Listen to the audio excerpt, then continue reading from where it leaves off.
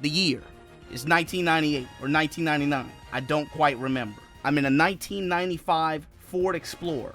My mom, my dad, my sister, my little cousin, she's like 1 year old younger than me. Where are we going? Bro, where the hell aren't we going? Universal Studios, Florida, baby. Now you already know, baby. In the 90s, you hit the Disney World up in Orlando, Florida. You go to the Universal Studios right after that. And look, man, everything about this place was cool. It's such a different, like, alternative mix compared to, like, the Disney World stuff, right? A lot more emphasis on the movies, interactive rides. You remember the Terminator ride? That shit was sick. They had the Back to the Future thing. Not gonna lie, man, some of that shit was kind of intense. The fucking earthquake shit. I had to have been 8 or 9 years old. I was not that old. Really young. So let me tell you something, bruh. If you're a kid in the 90s, you already fucking know where we're going, bruh. Universal Studios, Florida. Can I share something with you, bruh?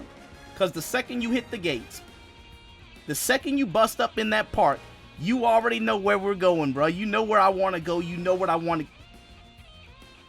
How many of y'all even know about this? I bet if you're not from the United States, you don't know too much about my man, the fucking Nickelodeon Studios. See, in the late 80s, early 90s, mid 90s, late 80s through the 90s, right? There's a children's programming station called Nickelodeon. And they had their studios in Orlando, Florida, in the theme park. This shit was crazy. And the best part was, if you go there, you got to see where they filmed stuff. You got to, like, they had a mock game show that you just go through on the tour. It was so sick. And then they had this, the fucking slime geyser. So, of course, me, my cousin, we're wilding out. My sister is like 4 years old. She's barely a larva at this point. Now, there's something weird about my family. I don't know why we do this, but my sister has called me by my first name in my lifetime. Legit, I could count it on one hand. She doesn't call me by my name. She calls me brother. Even now, she doesn't call me by my name. She calls me brother. That's fucking weird. Don't ask questions. It's just that's a family dynamic. So the thing is this. You go to this place and there's like a tour on the inside. It's like the inside of a studio. I'm 9 or 8 years old, right? So the first thing that they do is they have you like a little tour guide where they show you the inside of the studio. You sit down and there's a shitload of kids, right? This game show host asks a magic question. He's our tour guide and he's like the mock game show host. All the kids are sitting on this bench. Everybody's parents are sitting over there, getting hammered or doing whatever they do, right? The game show host looks at this crowd of kids and he says, "Hey, who wants to get slimed?" Now me, I don't know. Can I be honest with you guys? Generally, when I'm excited about something, for some reason, I don't know, it depends on my mood. But I don't really express a lot of, like, for a lot of people, you can't tell that I'm excited sometimes when I'm actually really excited. So as an 8 or 9 year old, I just sat there like this with my hand up. But the wheels of fate were turning. And who was selected to get slimed out of that group? None other than Majin Obama. A calm exterior. I would never show it. But you gotta understand, man, on the inside, bruh, I still feel that heat. I still feel that intensity. A burning smile. You cannot understand. I was about to get fucking glazed by a bunch of adults were about to just watch that shit happen. Sick fucks. But I was all about it. No money either. I'll do that shit for free. I want nothing but slime. So here's the best part, bro. They put you down in a little kiddie pool. And they dump that shit all over your fucking head. And look, bro, I've never been the subject of anything quite like this. I've never been on the receiving end of anything like this. But I gotta tell you, man. The best part about this, well, I can't say the best part. The weirdest part about this. So remember, my sister is like 4 years old. She can barely fucking talk. She's barely on the radar of being like a homunculus, right? She's not even really a human yet. But she knows her brother. My sister, while this is happening, is yelling bloody murder. She has no idea what's going down. I'm just getting this shit dumped on my fucking face. And my sister at the top of her lungs is yelling, "No, brother, no!" on some anime shit. She thought I was done.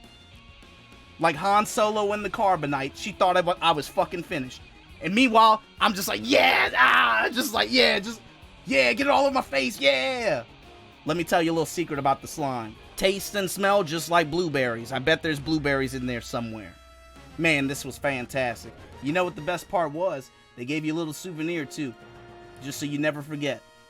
Bam. You think I don't have the proof? I keep that motherfucking thing on me even now. One of those things you always just, you see it on TV and you're like, damn, I want to get slime. You would always think that shit. It fucking happened, man. That shit was fucking crazy. I'll never forget that shit. But I'll tell you something.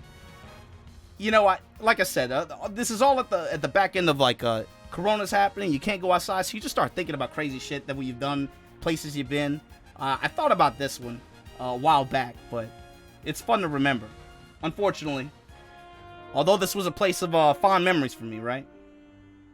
What you come to realize is a lot of the stuff that happens when you're 7 years old, when you're 10 years old, going from the 80s to the 90s to the 2000s, the culture changed. You know, there's kids today, man, they'll never know the rush of getting up at 6 a.m. at a time that they normally would never be bothered to wake up at on a Saturday morning and go rush to the TV to go watch some cartoons that only came on once a week. Now they just turn on the Disney Plus, and that's a wrap, you know? Shit, some of those shows that used to come on, you know, I can't claim to be the biggest iCarly or Drake and Josh fan or whatever the fuck they're talking about, but they'll never know about the Salute Your Shorts. They'll never know about, you know, that good shit, man. So, you know, the real tragic thing about all this is this. Eventually, Nickelodeon, they reinvested their money for their studios. They changed it, they moved it over to California, right? So this Orlando studio all of a sudden didn't have a real purpose. They didn't film shows there anymore. So as you move through the 2000s, this is what that studio looks like now. A venue for the motherfucking Blue Man Group. As if they didn't have enough of these motherfuckers running around America. A place where excitement, wonder, and you know, just being fucking messy and having fun, bruh. Now, these sick blue fucks with their paint and their drums, it all just goes to shit, you know? What I guess the reason why I brought it up is, did any of you guys have any stories like that? Did you ever get to do something just crazy when you were a kid and you just never forgot about it? It's still tight to you when you think about it? Like, holy shit, man. I had a bunch of people just dump slime on my face. And it, you know, in a rare occasion, in most cases, that's not a good thing, or you would consider that you probably need to be of age to watch it. But, dude, we had kids and adults watching this shit, and they're probably sick in the head for it. But you couldn't tell me no different, man. I had fun. I loved it. I loved every second of it. I guess what I wanted you guys to think about was, even though you can't go out right now, you're locked indoors, you know, whether you want to just do training mode, whether you want to play some games, think about where you've been and think about some cool stuff you've done. Anyway, that's my story. I'll catch you guys next time.